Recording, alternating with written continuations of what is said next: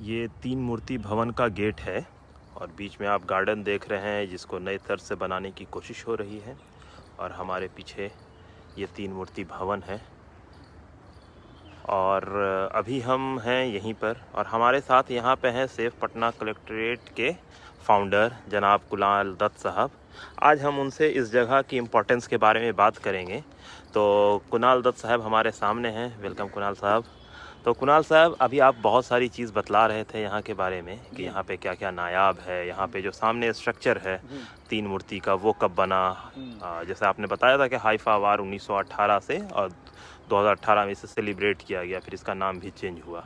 आमतौर पर आप नाम चेंज करने के मुखालिफ लोगों में से हैं किसी? मतलब बहुत मुखालफत की उसकी। हम हमेशा से, अभी फैज़ाबाद का भी नाम बदला गया तो मुझे बहुत तकलीफ हुई इस बात को।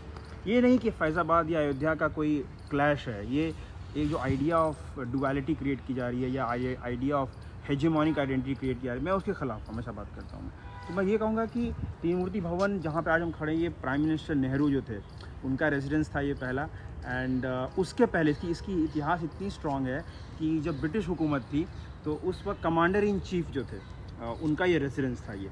एंड आप जो सामने देख रहे हैं गेट के, भले ऐसा लगता हो कि तीन मूर्ति उसके साथ बनी हो या उसके शायद बाद लगी हो, बट एक्चुअली तीन मूर्ति की जो तीनों मूर्तियां हैं वो पहले बनी हुई हैं। जैसा कि आपने सही फरमाया कि 1918 में फर्स्ट वर्ल्ड वॉर के दौरान बैटल ऑफ हाइफा जो होता है, वो इसराइल जो आज के इलाके में आता है, वहाँ पे ये बैटल होता है जहाँ पे इंडियन सोल्जर्स ने बहुत अहम रोल अदा किया था। उन इंडियन सोल्जर्स पे ये तीनों जो लैंसर्स थे ना, Mysore lancer, Jodhpur lancer and Hyderabad lancers, तो इन तीनों को ही तीन मूर्ति आज कहा जाता है। ऐसे इसका ऑफिशियल नेम जहाँ तक मुझे आ रहा है यूनियन कैवलरी ब्रिगेड, कुछ इस तरह से एग्जैक्ट नॉमेनक्लेचर है इसका।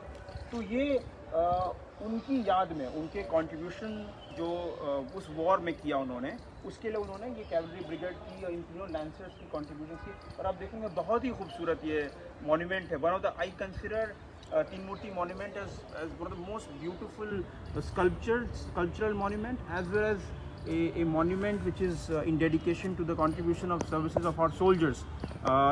वर्ल्ड वॉर की हमने 100 years बनाए थे 2018 में। उस वक्त भी कई जगह पे इनको याद किया गया था। आप बैंगलोर जाएंगे, बैंगलोर में भी एक मेमोरियल है इनके लिए, एक कमेमोरेटिव पिलर लगाई गई है। और आई थिंक अभी हाइफा डे में 23 सितंबर 2020 में भी एक प्रोग्राम वहाँ पे किया गया था। तो कहानी ये है कि ये मूर्ति जो है ये करीब आई थिंक 1922 के आसपास की बनी हुई है। तो हम ये अज्यूम कर सकते हैं कि 1922 के आसपास की ही ये मेमोरियल क्रिएट किया गया होगा। सामने वो राष्ट्रपति भवन है और ये पुराना कमांडर इन चीफ का जो हाउस कहलाता था। ये देखिए, बिल्कुल आप दिखा सकते हैं दर्शकों को कि कितना खूबसूरत है, जहाँ पे याद में नेहरू जी भी रहे।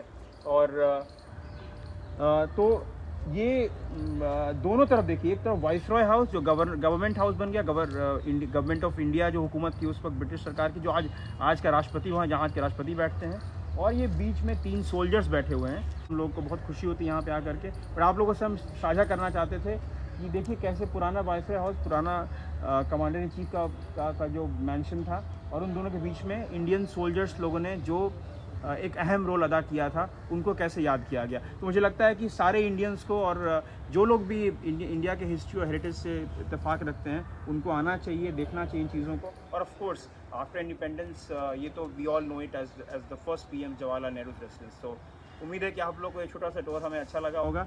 आप कभी भी आएँ और अपने इतिहास से रूबरू हैं तो I think it will be worth it. तो आइए और आपको हम ले चलते हैं तीन मूर्ति के पास, जिसकी चर्चा हमने पहले की वहाँ पे। अब थोड़ा आपके दर्शकों को थोड़ा करीब से दिखा देते हैं। ये तीन मूर्ति है जिसके कारण तीन मूर्ति भवन बना, लेकिन तीन मूर्ति भवन बाद में बना, तीन मूर्ति पहले बना। तो हम थोड़ा करीब से आकर के देखेंगे उसको।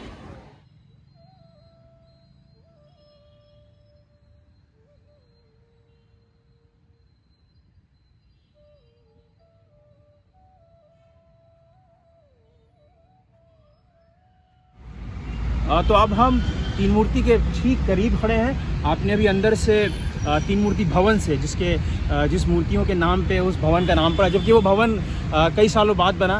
उधर आप उमर को मैं कहूँगा दिखाने के लिए, सामने पुराना वाइसरॉय हाउस जो आज का राष्ट्रपति भवन बन गया। 1931 में इसकी ओपनिंग हुई थी, फॉर्मल ओपनिंग हुई थी, लॉर्ड इरविन साहब आए थे। और जैसे कि हमने कहा, ये तीनों जो आप स्टैचूज़ देख रहे हैं बहुत ही उम्दा, बहुत क्वालिटी के हैं। आज आप पब्लिक फिगर्स की या जो भी स्टैचूज़ आप पब्लिक प्लेसेस पे देखते हैं शायद उस तरह क्वालिटी अब आपको नज़र नहीं आएगी। तो मैं यही कहूँगा कि हमें पब्लिक प्लेसेस में भी ऐसी चीज़ें लगानी चाहिए, चाहे हम अपने वीरों को ही याद करें, माटी हम उनकी ऐसी उम्दा क्वालिटी की स्टैचूज़ को लगाएं कि लोग आकर के निहारें, देखें।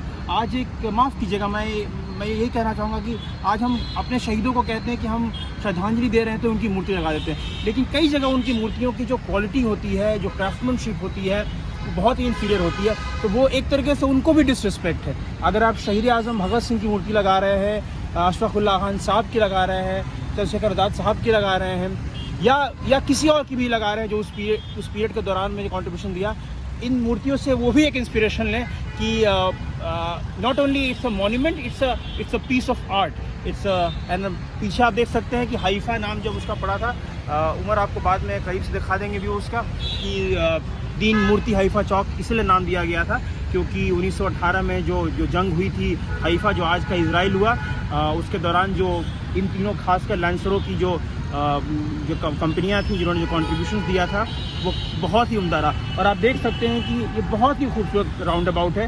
मुझे लगता है कि पब्लिक राउंड अबाउट में ऐसी स्कल्पचरल मॉन्यूमेंट को देखना, पुराने लैंपोस आप देख सकते हैं, उमर आप अपने दर्शकों को दिखा सकते हैं, और देखिए कैसे आम आदमी आकर के एंजॉय करते हैं। आज जो आज़ादी का जो अमृत महोत्सव मनाते हैं, आप देखिए कैसे इन्हीं शहीदों, इन्हीं सोल्जर्स के बीच, जो कहते हैं कि soldiers never die, they just fade away, तो इन सोल्जर्स के नीचे आज आप ये जो, चाहे उन्हें माली बोलें, चाहे वो आम आदमी बोलें आज का, वो आकर के कहीं ना कहीं एक सुकून पाता है। कि तो हमें भी याद रखना चाहिए कि जो हम देश आज 1947 से एक आज़ाद मुल्क के रूप में याद करते हैं अपने आप को, खैर भारत का इतिहास तो बहुत व्यापक है, लेकिन आज़ाद मुल्क में इन चीज़ों का ध्यान रखें कि पब्लिक प्लेसेस पे ऐसी हम मूर्तियाँ लगाएं जिससे देश की शान बढ़े, और जिन लोगों की मूर्तियाँ लगे उनकी भी शान बढ़े। तो उम्मीद है कि आप लोगों को ये छोटा सा टूर अच्छा लगा होगा। मैं तो यहाँ काफ़ी सालों से आता रहता हूँ, बट उमर के साथ बहुत अच्छा लगा आकर के इन चीज़ों को देखना, और उम्मीद है कि हम फिर से आपसे जल्द मिलेंगे।